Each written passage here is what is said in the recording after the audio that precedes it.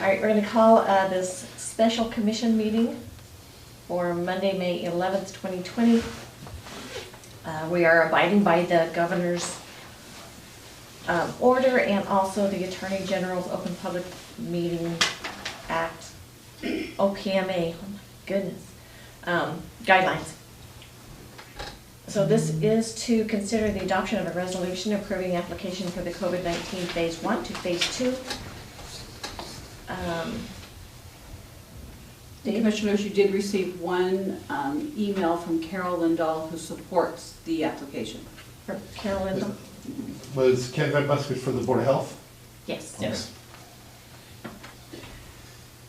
Okay, so if I can run a quick brief through this. So when the governor outlined the first 10 counties that he was looking at to go forward, they came out within a few days after that, the ability for 6 other counties to put in for the variance as well. So I went ahead and put this together a little over a week ago.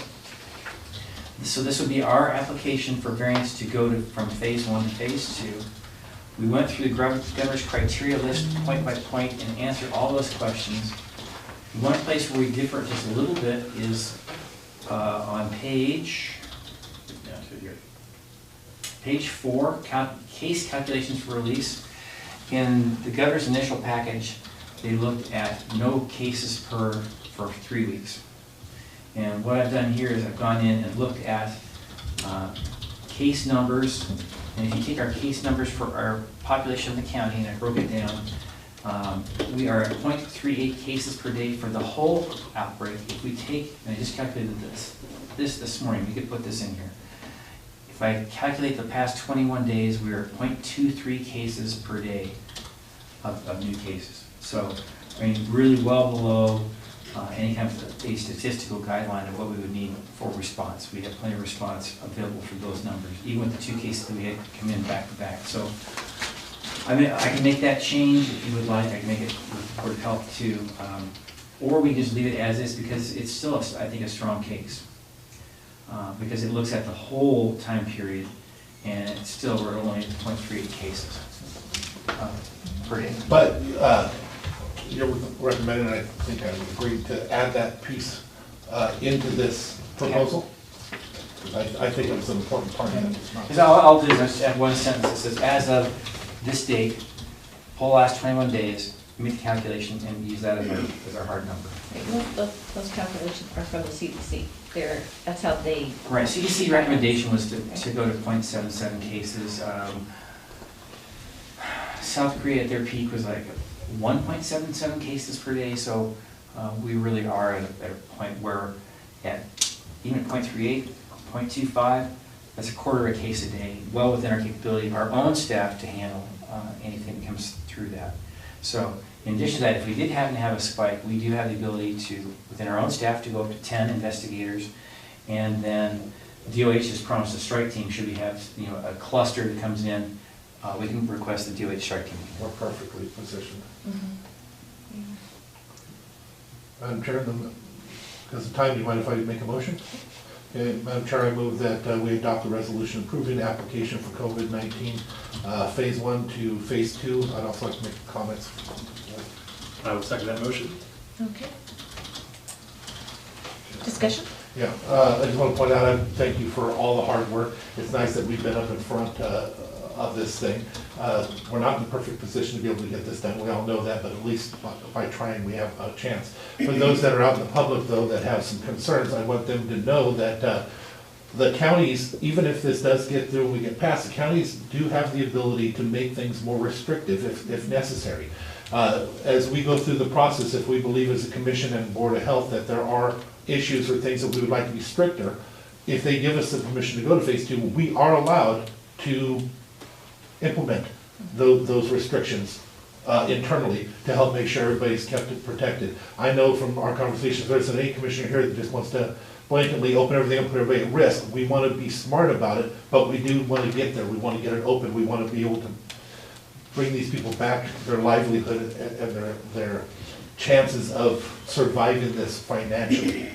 And so with that being said, I'm in full support of it, and again, with the idea that we'll be able to do our best to keep people safe and change things even if we feel that it's necessary as conditions arise.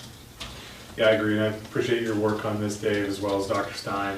I would not have been as comfortable supporting it had it not been as thoroughly vetted by our public health team as it has been. And I think that's really the critical element of this, is even though we believe we're in a position to move ahead, we do have the ability to, continue to monitor, continue to do what we need to do in order to keep people safe and get our community functioning again. And a lot of that falls on Dr. Stein, and I know he's been in constant contact with both the business community and the medical community here, and is talking to his counterparts across the state and regionally, and just appreciate all the effort that has gone into this. I think it's well thought out, and it doesn't remove our own personal obligations to do what we need to do to keep our families and neighbors safe throughout this. This is continues to be a real threat, to public health statewide and across the country, and so this isn't a green light, but it's an opportunity for us to start a phased, responsible, and safe reopening, and give our community a chance to pull out of this. So appreciate the work on it, and Dr. Stein's as well. One clarification, so that with any sector, whether it's phase 1 or phase 2, they don't open until the guidelines from the state come out. So whatever industry that might be. So the first one was construction, and last week we had car washes, for example. So as we get those, that's when that sector will be, poised to go forward. That's if we get this through and the governor does agree. Right. Okay. If, Yeah. and if. Great.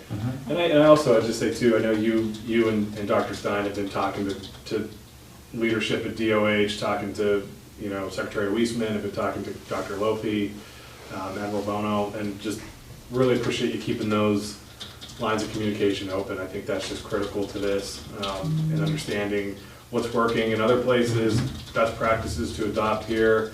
The one caution I have, I'll mention it here, and I'll also mention it in Board of Health. In Dr. Stein's letter, it does discuss this, quote directly from the letter. It says, "We would use our local authority to regulate the safety of businesses. As we progress through this, I'd like to have a better understanding of what that means on our side." I know there's a lot of concern, a lot of fear out there from people that there's an overreach, from state and local government on these things. And so I think what we really need to be doing here as well is communicating clearly with people what contact tracing is, how important it is for them to.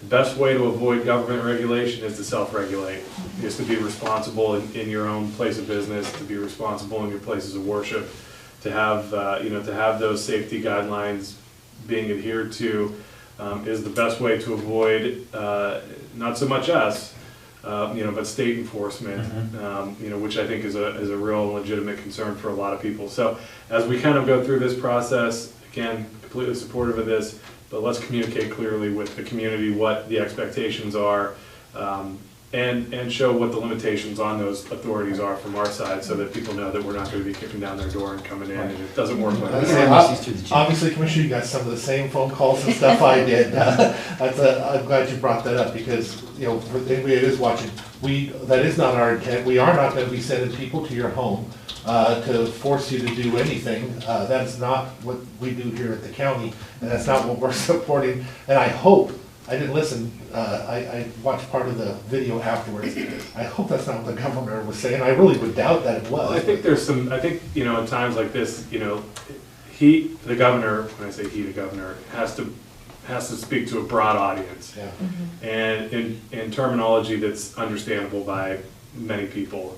And I think when you have terminology like, we will have an army of contact tracers, Right. it conjures an image in our mind that we're uncomfortable with, but the reality is contact tracing has been going on From day one? from the beginning of public health. It's no different than if you have a norovirus outbreak from eating shellfish, and they do the backtracking, because it's just an important part of keeping people safe, keeping businesses aware of the dangers that are out there from some of these products, and then going back to the source and shutting it off. And so contact tracing, while it might be a new term or a new concept to a lot of people because it's been so prevalent these past couple of months, has been in practice for Yeah. decades and decades. And it's done by our nurses As I say, predominantly. We do it It's now. done by neighbors, it's Love done it. by our neighbors here in Mason County for the most part. And I know that there, if the National Guard is involved in other places, there are neighbors too, and they have a lot of respect and understanding for people's civil liberties and there's still HIPAA and other privacy protections that are in place. And so, but I think we can help alleviate those fears, not for everyone, but for more people if we're communicating clearly who is doing this work, how long it's been happening, why it's important, and understanding that nobody wants nobody here wants to go further than the limits, that we'll accept, so. Right. Yep. I think it's important that we let everybody know that this has been a big team working on this. Dave has done so much, and Dr. Stein, I can't thank them enough, but we also have the EDC and the chambers and all of our first responders, and it takes a team, and you're a good leader. We Thank you. appreciate it. Truly appreciate it. Okay, anything else? All right, so we have a motion and a second to consider the adoption of a resolution approving application for COVID-19 Phase 1 to Phase 2. All in favor? Aye. Madam Chair, move we adjourn. Second. We're adjourned.